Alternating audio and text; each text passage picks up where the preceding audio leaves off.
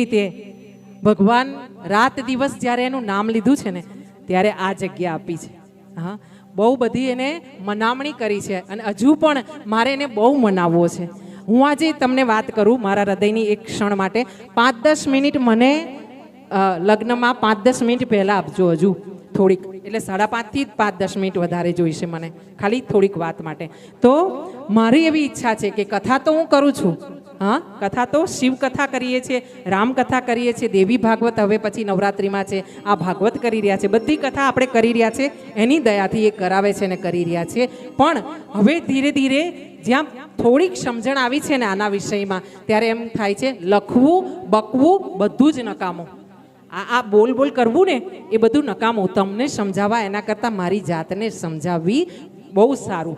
હા, હવે ધીરે ધીરે મારે મારી જાતનું ધ્યાન કરવું અને મારે ને મારા વાલાની વચ્ચે અંતર ન થઈ રહે, પૂરું ના થાય, હા, અંતર ન પડી જાય, વિખૂટો ના થઈ જાય ક્યાંક મારો ભગવાન, આ ધ્યાન રાખવું એમ મને ઈચ્છા થાય છે. બહુ હૃદયની ઈચ્છાઓ છે મારા વાલાને ભજન ગાઈ ગાઈને મનાવવા છે, પણ એ બધું સમય ભગવાન આપશે જ એવી આશાઓ સાથે એના ચરણોમાં ભાવ મૂકતા આગળ